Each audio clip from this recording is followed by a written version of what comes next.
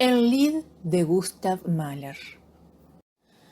Mahler nace en 1860 en Calixt.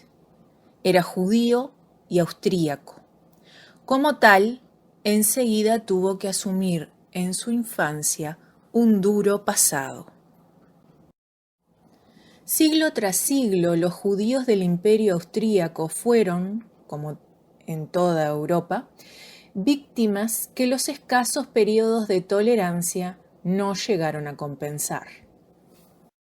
Sin embargo, cuando el 7 de julio de 1860 nació Mahler, el reino de Franz Joseph I pasaba por una etapa de relativa libertad. Mahler tenía ya 7 años cuando se proclamó la emancipación definitiva de los judíos. Su infancia austríaca en los confines de Bohemia y de Moravia, cuna de la agitación nacionalista checa, no estuvo libre de conflictos, pues los judíos defendieron fervorosamente la lengua y la cultura alemanas. Por tanto, esa infancia constituyó en sí un aislamiento y una soledad que más tarde le harían decir: soy apátrida por triplicado. Bohemio entre los austríacos, austríaco entre los alemanes, judío en todo el mundo. En aquella época, el apellido Mahler era muy común y lo llevaban muchas familias en la región.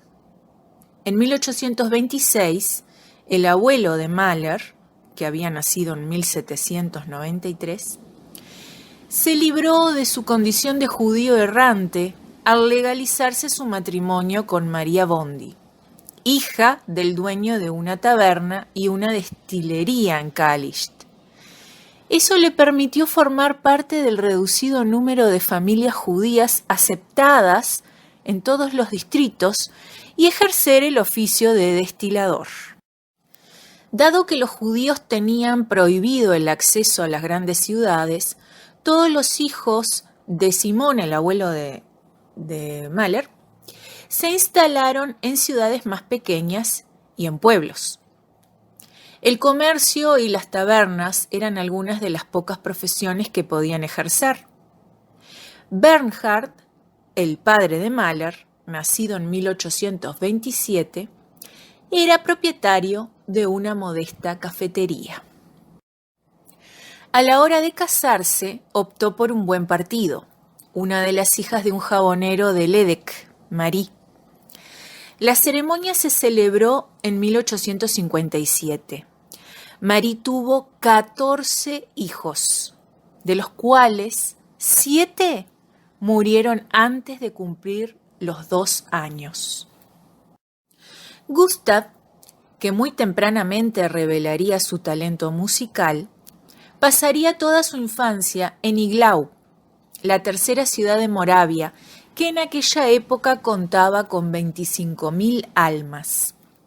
La situación geográfica de esta ciudad industrial y comercial de habla alemana, pero rodeada de pueblos checos, explica que el joven Mahler oyera y memorizara pronto una gran cantidad de cuentos, canciones de cuna, cantos y danzas populares procedentes de las dos culturas, como la historia de la canción del lamento. Más tarde, su primera obra importante se basaría en aquella historia. Aquellas impresiones de juventud también estuvieron marcadas por los grupos de músicos itinerantes, por las danzas populares escuchadas en bodas, por los toques y las canciones militares del cercano cuartel y por las bandas que actuaban tanto en fiestas como en entierros. Toda aquella música, grave y ligera, nostálgica y militar, resurgiría del inconsciente y reaparecería tanto en las primeras canciones, influenciadas por el folclore bohemio, como en las sinfonías y las canciones de madurez.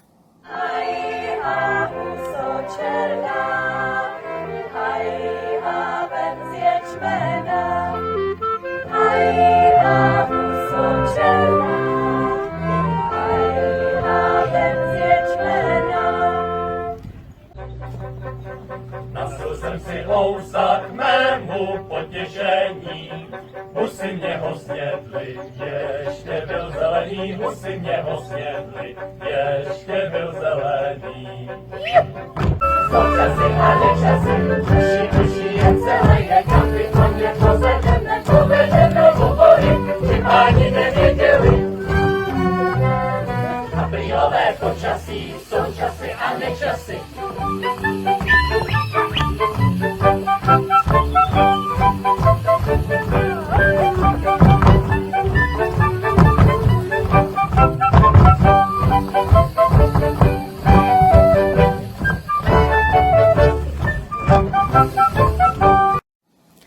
Cuando Gustav tenía unos 4 años, pasó unos días en casa de sus abuelos. En el desván encontró un piano que su abuelo se apresuró a llevar a Iglau, impresionado por la manera en que el niño había tocado unas melodías. Muy pronto reveló una asombrosa capacidad a la hora de concentrarse en los estudios de música, que sin duda emprendió por influencia de su tía Franziska Mahler. A los 6 años dio su primer concierto y empezó a componer. Ya a los 7 u 8 años se le confiaron unos niños como alumnos, pero sus métodos pedagógicos, especialmente las bofetadas que le gustaba repartir, no le otorgaron mucha popularidad entre los padres. Forjó una amistad con Theodor Fischer, el hijo del director de música de Iglau. Fischer dirigía una orquesta y un coro parroquial de los que Mahler formó parte, y a los que más tarde acompañaría al piano durante los ensayos. Así fue como descubriría diversas obras maestras clásicas, como por ejemplo el Requiem de Mozart, que cantó en 1872. La violencia del pequeño profesor Mahler era quizá reflejo de la brutalidad que demostraba su padre en la casa. Gustav contaría mucho más tarde a Sigmund Freud cómo le había traumatizado una violenta pelea que había estallado entre sus padres. Cuando se refugió en la calle, oyó a un músico tocar una melodía popular y así explicaba Freud la irrupción de las canciones callejeras en su música, en momentos intensos y cargados de emoción. La tristeza y el dolor que experimentó a la muerte de su hermano menor, Ernest, solamente un año más joven que él, hicieron que en la primavera de 1875 Mahler abandonase el mundo de la infancia. Ante esta pérdida, compone una ópera hoy perdida, titulada Duque Ernest de Suabia. Poco después de aquel primer desgarramiento, partió a Viena, donde empezaría su época de conservatorio. En el conservatorio fundado en 1812, nada más y nada menos que por Salieri. Ingresa allí gracias a una carta de recomendación del pianista Julius Epstein, nacido en 1832, uno de los más conocidos intérpretes de su tiempo. También gracias a Epstein, Mahler se incorporó de inmediato, bajo su dirección, al penúltimo grado de los estudios de piano en primer curso de perfeccionamiento. Los otros profesores de Gustav fueron Robert Fuchs, compositor y amigo de Brahms, que le enseñó armonía, y Franz Kren, que le enseñó contrapunto. Sin embargo, según testimonios de compañeros del conservatorio, sus excentricidades de compositor le hacían padecer arrebatos de cólera por parte de los profesores. De sus composiciones de aquella época solo se ha conservado un movimiento del cuarteto con piano, seguido de otro inacabado. El resto ha desaparecido. En aquellos años asistió al último concierto vienés de Liszt y siguió el ciclo íntegro de las sonatas para piano de Beethoven, interpretadas por Rubinstein. Esta última experiencia reforzó en él la convicción de no estar hecho para la carrera de pianista.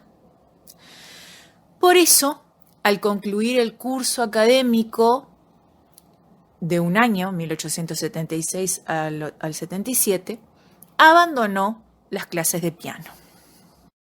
Terminó matriculándose en la universidad en diversas asignaturas, como literatura antigua, análisis filosófico del alemán de la Edad Media, historia del arte. Solo le dedicaría ese año a la universidad y un mes en 1880.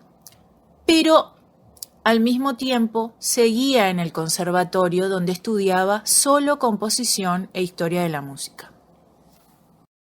Con el paso del tiempo se rebelaría contra las carencias de aquella institución en la que, según decía, se aprendía de todo menos lo más difícil, es decir, la dirección de orquesta. De manera que el aprendiz de director tenía que lanzarse al agua para ver qué pasaba. El mundo musical vienés de aquella época estaba dividido en dos.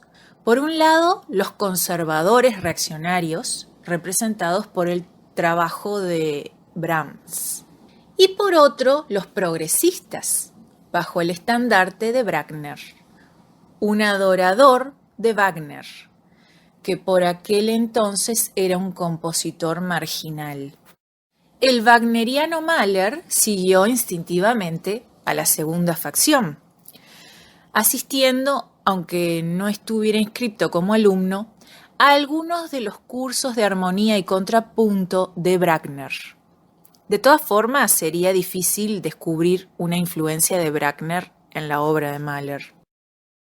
Quien realmente fue discípulo de Bruckner fue Hans Roth, un amigo y compañero de conservatorio de Mahler. Pero la carrera de Roth fue muy corta y trágica. Era un prodigioso improvisador y a los 20 años compuso una notable sinfonía. Después de abandonar el conservatorio sin ningún premio, se convirtió en organista de un monasterio vienés y luego en director de coro en Mulhouse, antes de acabar sus días en un psiquiátrico, donde fue destruyendo poco a poco sus manuscritos, utilizándolos como papel higiénico. Mahler diría más adelante, tras la muerte de Roth en 1884, lo que la música ha perdido con él es inconmensurable. Mahler se hizo vegetariano, como pregonaba Wagner en su libro Religión y Arte, publicado en 1880. También se hizo socialista y llevó una vida errante y miserable en Viena, dando clases y acompañando a cantantes. Paseando por los bosques y los ríos, muy atento a los sonidos de la naturaleza, a los que, en uno de sus recuerdos de infancia, se añadían melodías militares y danzas populares. La introducción de la primera sinfonía describiría más adelante todo aquello con gran precisión. Hasta que su salud se lo impidió sobre el final de su vida, nunca abandonaría esta búsqueda y reencuentro con la naturaleza. En 1879, un amor no correspondido le rompe el corazón por primera vez. De este dolor, que es tomado por él de la forma más romántica concebible, surgen 3 canciones con piano, que datan de febrero y marzo de 1880. Y también gran parte de La canción del lamento. Lo creativo y lo emotivo estarán siempre íntimamente unidos en la obra de Mahler, sobre todo el sufrimiento. Gracias a testimonios sabemos que durante los últimos días de composición de La canción del lamento, Mahler fue presa de visiones y dolores físicos casi insoportables, que aparecían siempre cuando trabajaba en el mismo pasaje de la obra. Más adelante se manifestarían problemas similares mientras creaba las canciones a la muerte de los niños y la Sinfonía segunda y sexta. Ya que hemos mencionado estas canciones o Lieder, vamos a explicar qué es el Lied. Es un tipo de canción lírica en la que el texto poético y música se funden para formar una nueva entidad expresiva. El término, de origen germano, tiene sus antecedentes remotos en Mozart, pero fueron los compositores románticos los que terminaron de darle forma. Es decir, que en sí no es una estructura musical nueva, lo nuevo es la utilización que se hace de ello y por lo tanto el resultado, el producto. A pesar de que los Lieder pueden adoptar diferentes formas, llamamos forma Lied a la construcción ternaria del tipo A-B-A, es decir, tonalidad principal, segundo tema sobre el quinto grado, el cuarto grado o la relativa, y una reexposición del tema inicial que puede tener variaciones. Su principal característica es la brevedad de la forma, la renuncia al virtuosismo belcantístico, la estrecha relación con el poema y la fuerte influencia de la canción popular alemana, Volkslied. Es el término alemán que significa canción popular. Sin embargo, la verdadera evolución del Lied, sin calificativos, comienza en la época clásica y culmina en la romántica, cuando grandes compositores románticos como Schubert y Schumann quisieron extraer la música dormida en poemas de grandes poetas nacionales. Cuando en diciembre de 1893 Mahler recuperó 13 años después de su composición la partitura de La canción del lamento o el Lied del lamento, escribió en una carta: "Es increíble, veo que desde entonces únicamente he hecho progresos estrictamente técnicos, porque en lo esencial el Mahler que usted conoce estaba ya presente en su totalidad". El texto definitivo quedó concluido el 18 de marzo de 1878, pero la composición propiamente dicha, una tarea que Mahler describiría más adelante como un trabajo de Hércules, se escalonó durante un periodo de 2 años. En 1881, Mahler la presentó al premio Beethoven, donde fracasó. Revisó la partitura en 1898 y la publicó en 1899, suprimiendo la primera parte.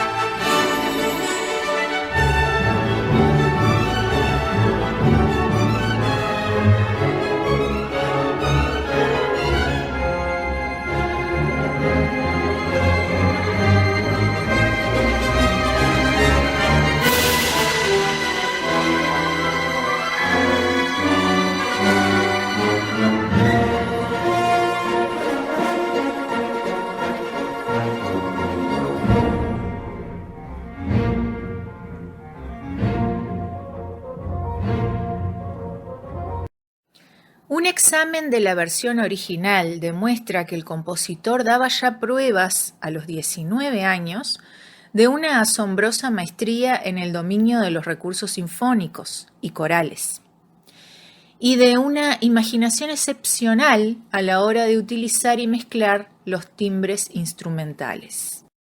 Los textos que redactó para la obra están inspirados en varios cuentos de los hermanos Grimm y sobre todo de Ludwig Bechstein. El poema original se divide en 3 partes. La leyenda del bosque, que fue la que él suprimió más adelante cuando publicó esta obra,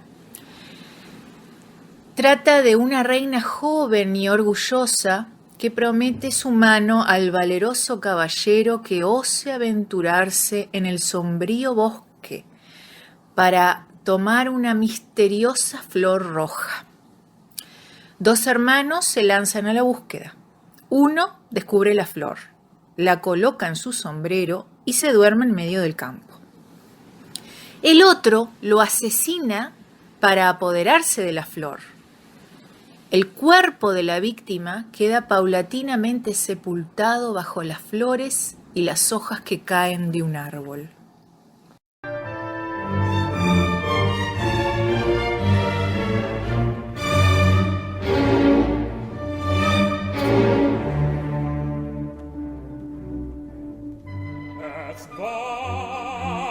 Stolzer Königin, gar lieblich ohne Maßen. Kein Ritter schaut nach ihrem Sinn, sie wollt wie alle hassen.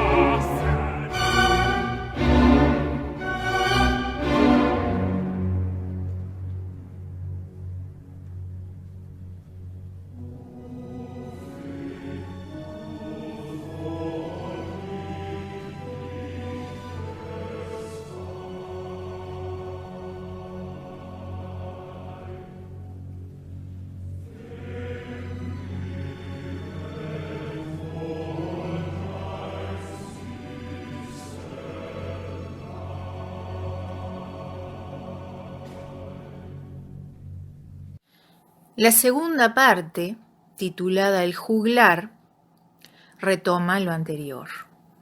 Un juglar ve el reflejo de un hueso humano a través de las hojas muertas. Pretende hacer una flauta con él, pero cuando va a tocarla, se lleva la sorpresa de oír cantar al instrumento la atroz historia del asesinato con la quejumbrosa voz del hermano muerto.